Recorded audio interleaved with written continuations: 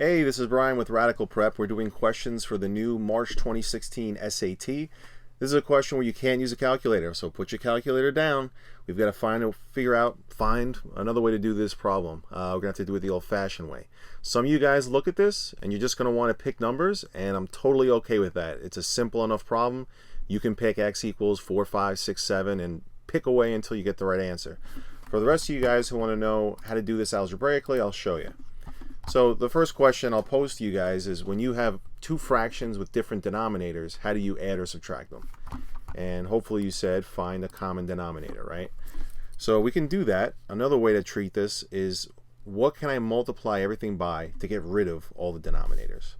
So I'm just going to multiply everything by both denominators. And you'll see what I mean by that if you just give me a second to write this. All right.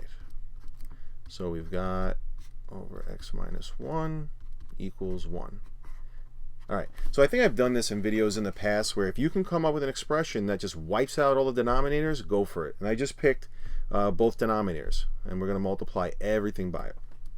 Okay, so when we do this times the first term, the x plus 1s will drop out. So that means just the x minus 1 is left. Okay. When we multiply this whole thing by the second term, the x minus 1s cancel out, right? Because they're one's on the top, one's on the bottom, and what's left? Just the x plus 1s. Okay, not looking too bad. And finally, we cannot forget to multiply it by the 1. It's got to multiply by everything. So it's x plus 1 times x minus 1. Okay, let's distribute.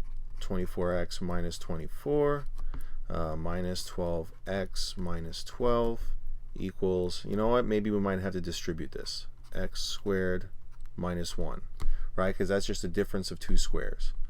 So this looks like, I like to do this sometimes, 24x, that's going to be 12x, and minus 24 minus 12 is minus 36, equals x squared minus 1.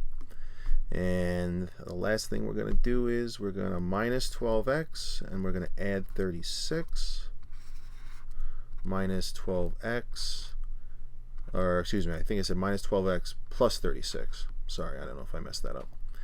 So these cancel out. We get 0 equals x squared minus 12x, negative 1 and 36 is plus 35.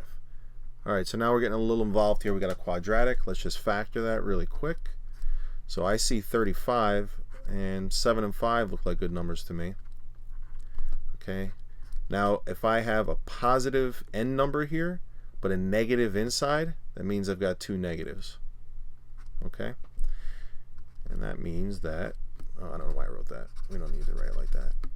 X equals 7 or 5. You can pick either one. So either 7 or 5 are acceptable answers for this question. You know, typically in school they make you do x minus 7 equals 0, add the 7. I didn't want to go through all that because we do have to save some time on the SAT, but that's how you're getting those answers, doing it for both. All right, so if you have any more questions, email me. You need tutoring, email me. Good luck on the new SAT.